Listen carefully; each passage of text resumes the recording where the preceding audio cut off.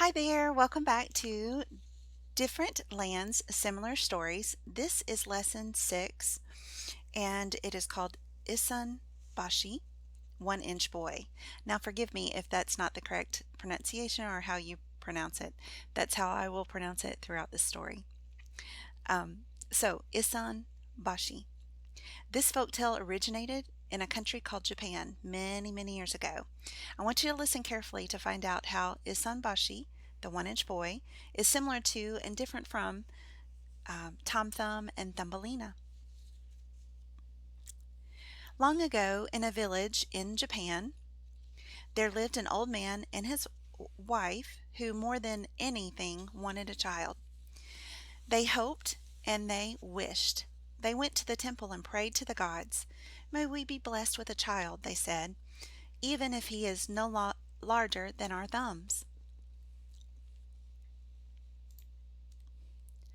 And then their prayers were answered.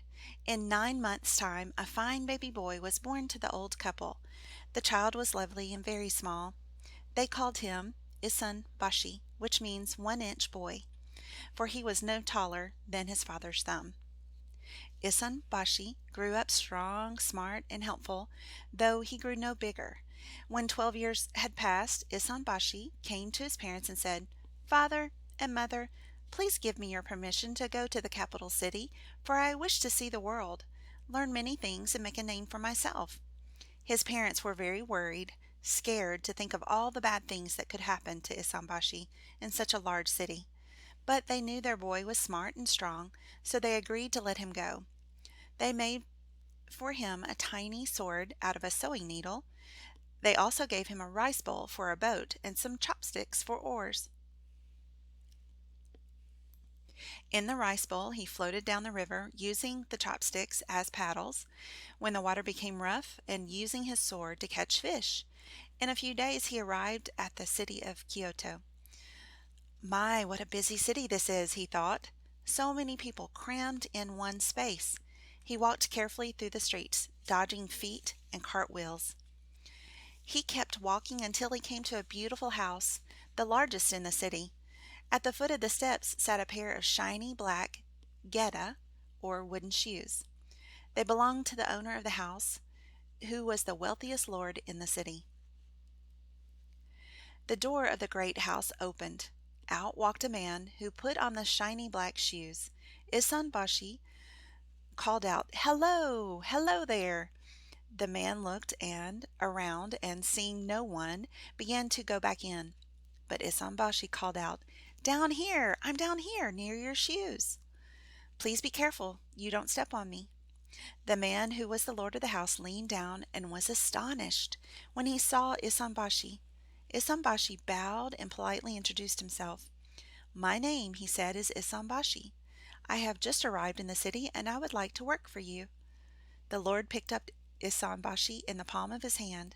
In a friendly voice he asked, "But what can a little fellow like you do?" A fly was buzzing around and bothering the Lord, so Issun Boshi drew out his sewing needle sword. With a quick swit swat, away went the fly.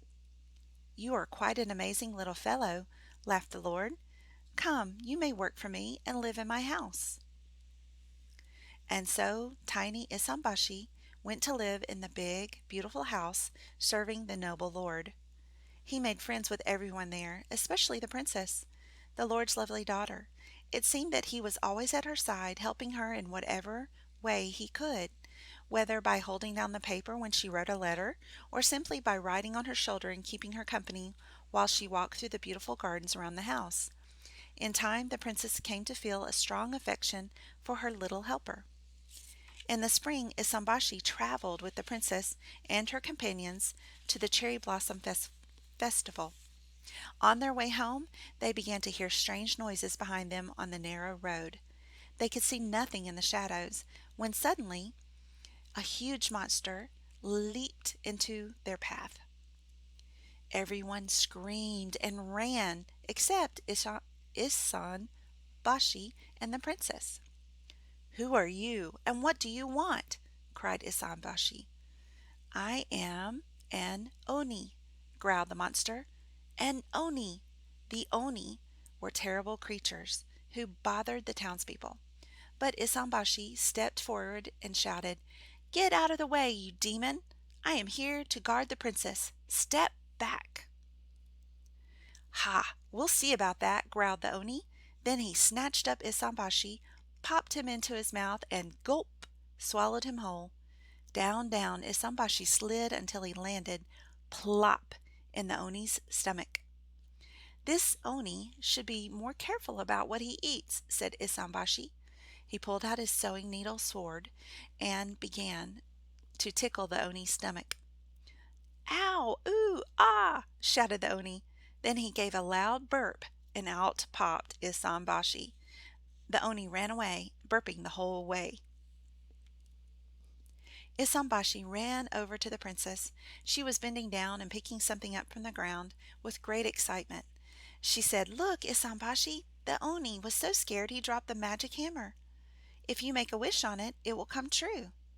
Issun Boshi bowed to the princess and said, "My lady, I would ask that you make a wish." "No, Issun Boshi," said the princess. "You won because of your bravery, or you won this because of your bravery. You should be the first one to wish on it." So Issun Boshi took the hammer and said, "I already have my greatest wish, which is to serve you. But if I could have another wish, I would wish to be as tall as other people." Then he gave the hammer to the princess, who made a silent wish on it herself. Then and there Issun Boshi began to grow taller, until beside the princess stood a handsome young man.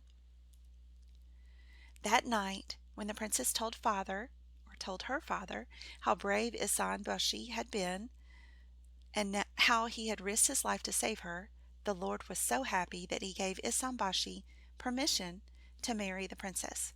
And so you see, the princess's wish came true too. Issun Boshi's brave deeds were celebrated throughout the land. He and the princess lived happily together, along with Issun Boshi's proud and happy parents, whom Issun Boshi had brought to the Lord's house to be part of his new family. All right, I know you can see the similarities between this story, Tom Thumb, and Thumbelina. There's lots of similarities. All right, I'll see you at the next Read Aloud.